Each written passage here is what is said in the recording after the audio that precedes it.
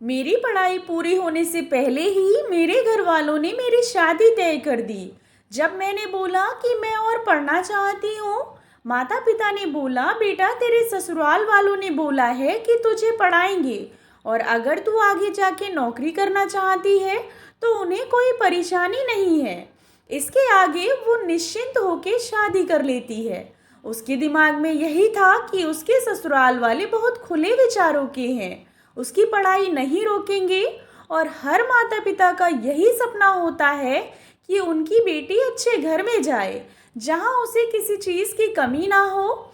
शादी के बाद अब वही लड़की जो शादी के पहले चुलबुली, बेफिक्र और मनमौजी से रहती थी, शादी के बाद एक संस्कारी बहू बन गई।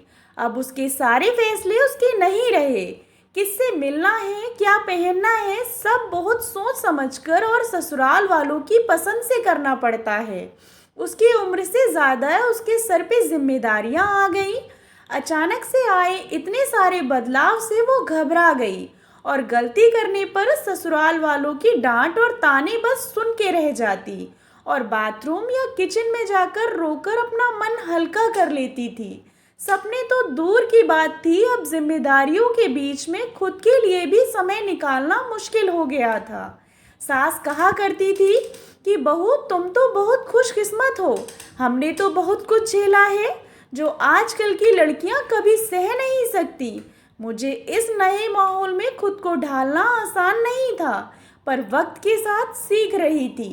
एक दिन हिम्मत जुटाकर उसने अपने पति से कहा कि वो नौकरी करना चाहती है। पति ने बोला, क्या हुआ, किसी चीज़ की कमी है? उसने बोला, नहीं तो। पति ने बोला, फिर क्यों? क्योंकि मैं कुछ बनना चाहती हूँ। पति ने बोला, खरीदारी करनी है या पैसे चाहिए? तो मुझे बोलो, इसके लिए नौकरी करने की क्या ज़रूरत है? और इस तरह बात वहीं ख़त्म हो गई और कुछ दिनों में उसे पता चला कि वो माँ बनने वाली है। उसे समझ नहीं आ रहा था कि वो इतनी बड़ी जिम्मेदारी के लिए तैयार है या नहीं, क्योंकि अभी तो उसने नए माहौल में ढलना सीखा ही था। खुश थी कि माँ बनने वाली है, पर उसे ये भी पता था कि अब उसकी यही जिंदगी है कि वह एक गृहिणी है। अब वह एक लड़की से औरत बन चुकी है। आज उसकी 1 साल की एक बेटी है, लेकिन उसने अब एक फैसला किया कि वह अपनी बेटी के सारे सपने पूरे करेगी जो वो अपने लिए कभी पूरे ना कर सकी।